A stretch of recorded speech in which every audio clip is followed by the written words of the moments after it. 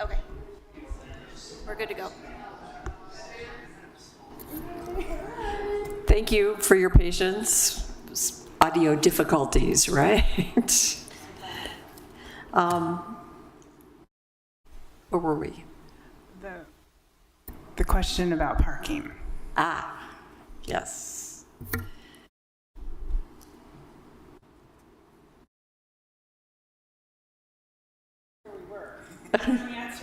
They were answering that question. Okay. Riley, can you remember where you were? Yeah, we were talking about parking requirements for the project. So at the time that the application was submitted, the old parking ordinance was still in effect. Under that ordinance, 9 parking spaces were required for the development. Since then, our parking ordinance has been updated and there are 0 parking spaces required. But instead of updating the design of the project, the applicant decided to continue with the original design under which it was vested. So you're doing more than the current code requires. That is correct. Any more comments from the commission? Did we lose somebody here? Where did Rick go?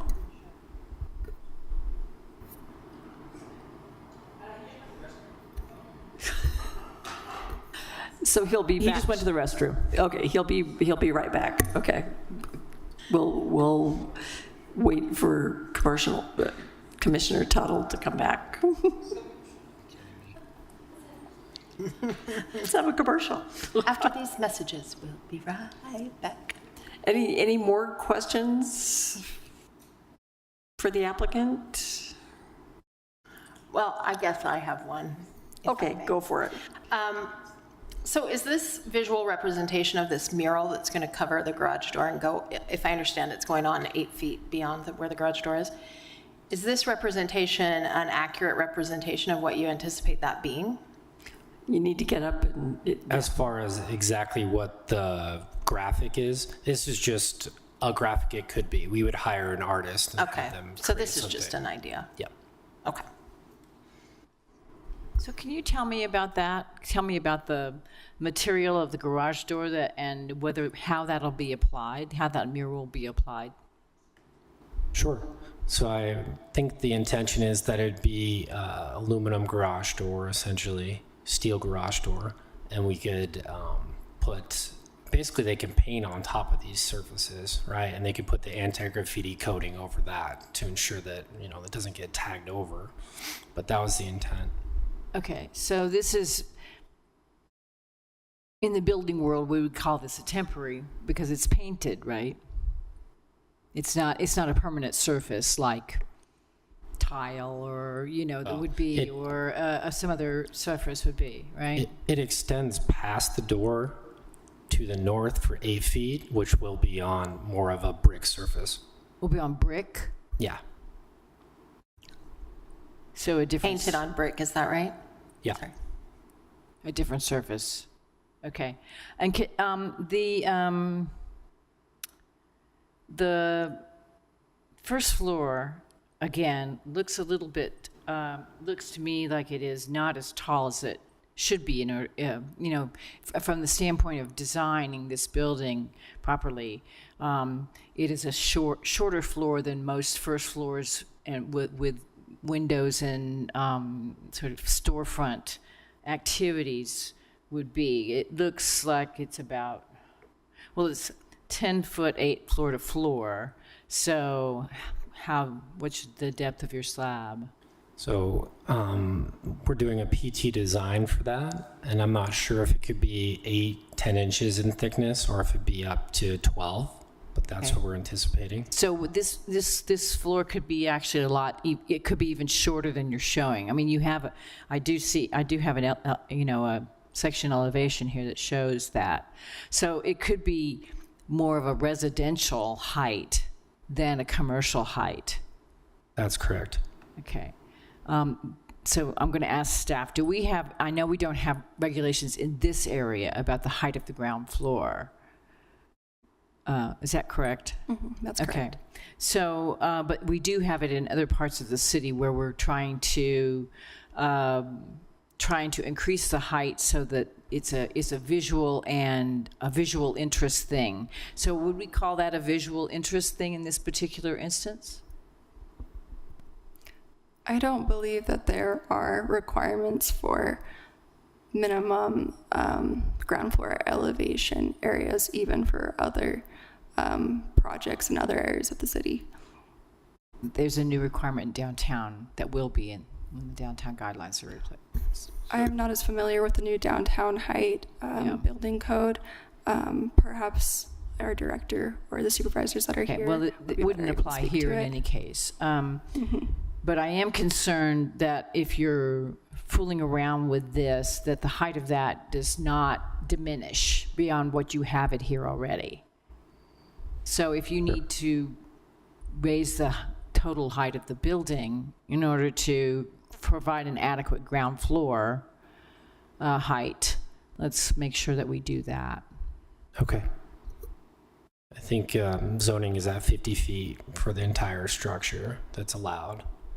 And we're at 4910 to the top of our roof, so. I think at the beginning of the next meeting, we should talk about that. I run into that issue all the time, too. It is a major issue in all places where we have these 50-foot Yep. height limits for a 5-story building. You can't build an appropriate ground floor 10 or 11 foot, 12 foot floor to floor. You really want to be at 11 or 12 feet, not 10. Yeah. There's other issues that run into height issue, like they're not letting you count bathrooms as your height overrun, and they're requiring them now. So I think that's something we should talk about in depth next meeting. Bathrooms? On the roof deck, like if you were to have a roof deck, your stairs can go past, but now okay. there's other things we should talk about next meeting. Okay, thank you. Good. If there's no further comments, I'd like to make a motion. Thank you, Commissioner Carlson. Christensen. Christensen. Yeah. Based on the information presented and the discussion, I move that the commission approve this application based on staff's recommendation. Thank you. Second. I'll second. Okay, I have a second from Commissioner Shear, a motion from Commissioner Christensen. Commissioner Gale.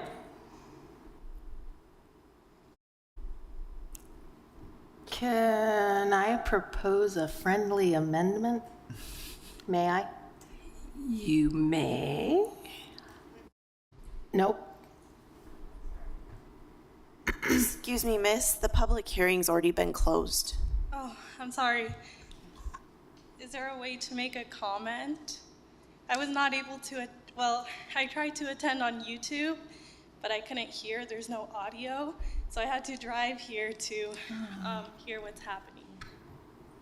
Would you be willing to let me make a comment? Because we did have technical issues, it might be worth the commission considering reopening the public hearing before the voting.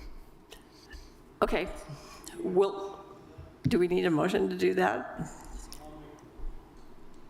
I'll make a motion, we reopen the public hearing. Thank you. I'll That's second a that. motion from Commissioner Tuttle and a second from Commissioner Christensen. Commissioner Gale. Yes. Commissioner Tuttle. Yes. Commissioner Berry. Yes. Commissioner Gent. Yes. Commissioner Shearer. Yes. Commissioner Lee. Yes. Commissioner Christensen. Yes. And the chair will also vote yes. Okay, I will reopen the public hearing. I need you to state your name for the record, and you'll have 2 minutes. Okay. I appreciate you all letting me make a comment. My name is Elizabeth. I'm a longtime resident of Euclid Avenue. I have lived there, grew up there since 2002.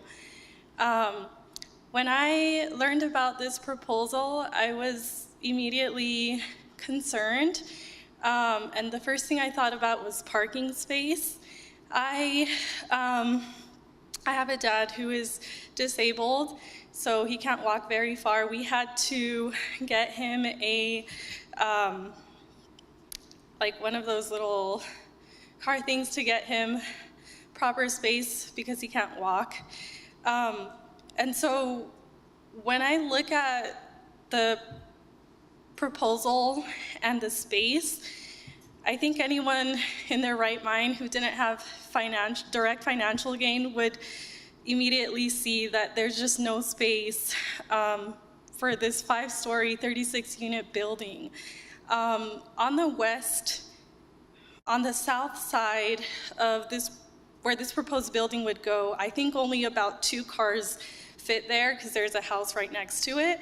And then on I believe it's the west side, I would say maybe 4 cars just right next to each other fit. So I don't know where the parking space would go for this. And it's just really concerning. As a longtime resident, I just wanted to make sure that I voiced that concern and that you guys take that into account. And I would invite you all to personally go and take a look at the space. It's really small. I don't know how a 5-story building could be built there. I think it would affect our community, and it really doesn't fit with the community. That's all I wanted to say. Thank you. Thank you. I will close the public hearing again unless there's somebody else. No emails, no, you've already spoken. You get one shot at it. Okay, we'll bring it back to the commission. And I was going to do make a friendly motion or amendment. And I'm so sorry. I have to pause for just a second because I think getting in your car and driving here to try and make it for a public hearing is quite admirable. And I just want to be clear, we're not looking at the development as a whole tonight. The rights to develop have already been vested. And the parking that was also a concern has already been decided as well. So those are not things that are in front of us tonight. But thank you so much for that public input. It's important, and we appreciate it. Well, I do. I think we all do. To the friendly amendment, and maybe I should have just said I wanted to discuss more, but I'd like to think about, I don't know how appropriate it is because I don't know what happens, how this works out, but I'd like to think about putting on a condition of some sort to ensure that that visual interest mural is constructed or installed with as hardy material as possible, because we already see buildings that were just finished in the last 3 to 5 years where facades are fading and no one's replacing those, where landscaping is a disaster and no one's taking care of that. And I know it requires zoning interaction to do that, but that would be my friendly amendment. If someone can help me articulate what that would be, it would be adding a condition that this visual interest piece not just be slapped on to meet the requirements, but that it be constructed and installed with as hardy material, as long-lasting as possible. Of durable materials, Durable, maybe? thank you, yes. Well, it is a garage door, which has, because it has a motor to lift it, we can't like slap tiles on it, make it really heavy. So the only, and maybe John has better experience this, but the only thing I can imagine would be to have a baked on finish like a car. You could do like a vinyl, but that's going to be needing to be replaced as well. And a mural counts as art. I'm kind of over the mural movement. I'd like to see more hardy, real art, but that's what counts as art. So you can't tell people to maintain their building in a motion. Let's hope that they repaint it when it fades. And you can't say as much as possible either, because that could run into, you could do a Kynar finish where you take it to a factory and bake it on, and that lasts for, 40, 50 years. So that's a permanent surface by anybody's definition, but that's extremely expensive. Yeah, mural in its nature is not it will fade and need to be redone, or the vinyl will peel and you'll need to reapply it. So, and if there's brick involved, paint's going to be the best solution, and then you can clear coat it, but it's going to fade over time. So, It's not really there's not really. No amendment. Do you want to withdraw your amendment? Yes, I'll withdraw my friendly. I actually think this is an issue, though, because as long as we are sort of allowing this, a store window is more or less permanent. Right. So that sort of ground floor use is a permanent public interest thing to have. And, that anything else is anything that's not actually architectural really isn't. Could we maybe add this to some of our discussion next week, is how to address visual interest so that it's not something that just... What's next week? Well, not next week. meeting. Next meeting. I just say week. I have no idea. Yeah, Calendars and me don't get along. yeah, that's what that first Is that the same part thing? of the meeting is about, is Yeah. us being able to talk about this stuff. So Yeah. I'd bring it up Okay. then. Can we, Aubrey, can you put that on So- the agenda so we remember? Yeah. Do we need to make a motion? We can No. I don't we can think so. we can simply talk we about have- it during our 10-minute talk about. I'll just things. forget. Time. So, okay, And, I'll write and it we down. do have a motion on the table. Chair Bachman, can I Right. just weigh in real quick? I think from what I'm hearing is that there's some concern as to whether that would count as visual interest. And if that's the case, then I think the commission needs to decide if they feel like that standard's met. If it can't be maintained over time, or conditions can't be applied to guarantee that it would be maintained over time, then I think that's something that you should really consider before making a decision. I don't see paint or vinyl on a garage door and extending 8 feet as long-lasting visual interest unless we want to see something peeling, fading, all of that. So that is my thought. That's why I was trying to make a friendly amendment, and I didn't know about the baked-on expense. I don't know what else to put there, but I don't feel that that's long-lasting visual interest that's going to serve the development or the city. I agree. I don't think it is, it has traditionally been, but especially with a garage door, where you have something that, you literally cannot make into a more permanent surface because it's the weight. Any increase in weight would not be reasonable. And where it's subject to up and down all the time and wear and tear that way, or people running into it, which happens with garage doors quite frequently. So perhaps it does not meet the standard of a visual interest, Let me look it up. but we don't have the word permanent in our. That would be my question, is what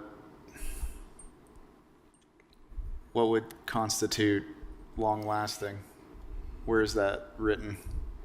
Well, generally, so it's in our definition of durable materials, and how we've applied that is that generally it has a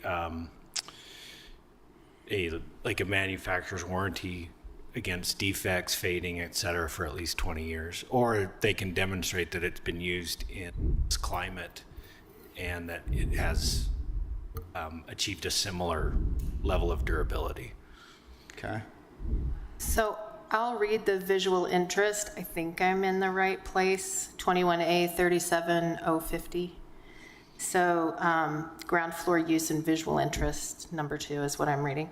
This option allows for some flexibility in the amount of required ground floor use, but in return requires additional design requirements for the purpose of creating increased visual interest and pedestrian activity where the lower levels of buildings face streets or sidewalks. An applicant utilizing this option must proceed through the design review process for review of the project for determination of the project's compliance with those standards and, in addition, whether it contributes to increased visual interest through a combination of increased building material variety, architectural features, facade changes, art, and colors, and increased pedestrian activity through permeability between the building and the adjacent public realm, using niches, bays, gateways, porches, colonnades, nades, stairs, or other similar features to facilitate pedestrian interaction with the building. And as I'm reading through that, I'm seeing a lot of ands, and I don't think a painted mural on a garage door and on 8 feet of brick extending really meets this standard. Thank you very much, Commissioner Gale. Just a thought for the commission about, I hear the concern about the potential impermanence of murals. Times do change, and sort of what is artistically interesting might not be the same thing 10 years from now, and we may want a different generation to have the chance to create a new mural. And my sense is the building owner is going to have an interest in maintaining a high quality building so they can get the top rents they can, particularly it's going to be a relatively new building. And so there's some benefits of the fact that this will fade and can be painted over relatively easily. Chair Bachman, one thing that you may want to consider is if you can add a condition that, if you go with this route, that whatever that mural is be maintained free of any sort of fading, chipping, general wear and tear due to the nature of the mural. What that condition would do is that in the future, when I guess that starts happening, then they would be required to maintain that mural in whatever standard you address as far as fading, chipping, etc., in your approval. That would come under enforcement, though, Yes, right? I was about to bring up the exact same concern that I think we are creating kind of an apparatus. I appreciate the creative thinking, but I'd be concerned about putting more taxpayer resources into enforcement. It's no different than if somebody does have all that glazing and they board it up on the inside, right? That is also an enforcement case that we would respond to. So it's just part of the nature of it. Obviously, we hope that never happens, but It helps enforcement because then they don't have to fight so hard to make it happen. They have our motion to help them make it happen. So I wouldn't get concerned with that.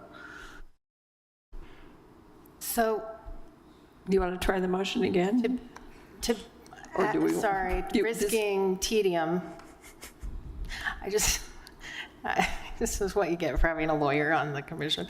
So I'm just going to say the standard says it should contribute to increased visual interest through a combination of increased building material variety, architectural features, facade changes, art, and colors, and increased pedestrian activity through permeability between the building and the adjacent public realm using niches, bays, gateways, porches, colonnades, stairs, or other similar features.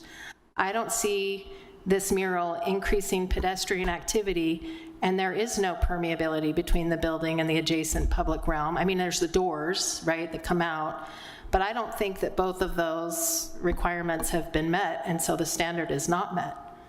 Well, I don't think that refers to this, just a single particular point of the building either, that whole thing. It's sort of like saying the whole ground floor has to have a combination of these things.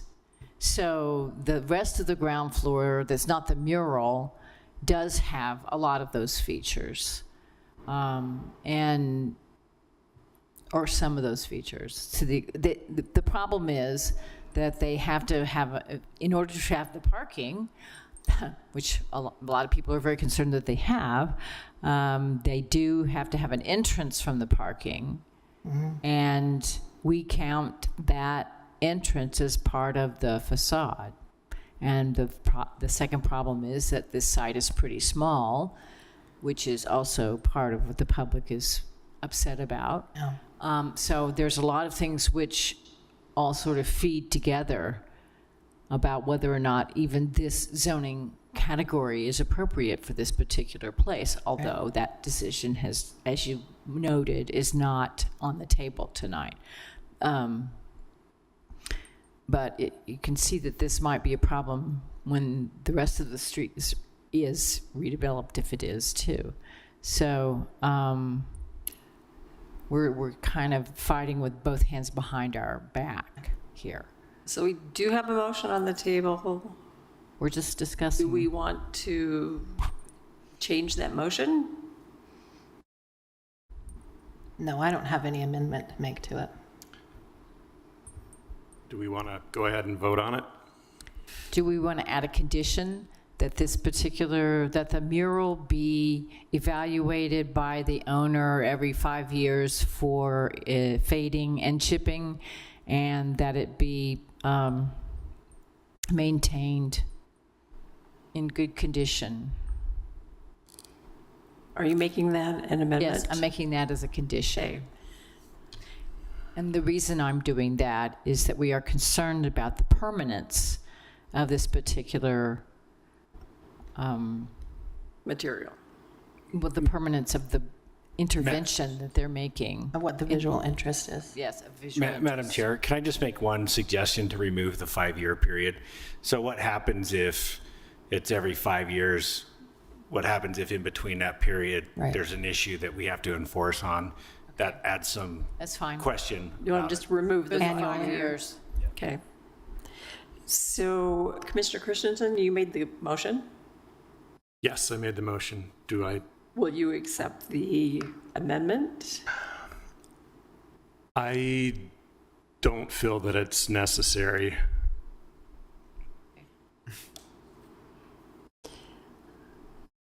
So we'll vote on the motion that's on the table. And if we have to do it again, we'll do it again. Commissioner Gale. No. Commissioner Tuttle. Yes. Commissioner Barry. Yes. Commissioner Gent. Yes. Commissioner Shearer. No. Commissioner Lee. Yes. Commissioner Christensen. Yes. The chair will also vote yes. 1, 2, 3, 4, 5, 6 yeses and 2 noes. The motion carries. Thank you. Is there anything else? Okay, I will adjourn this meeting of the Planning Commission. Thank you all for coming.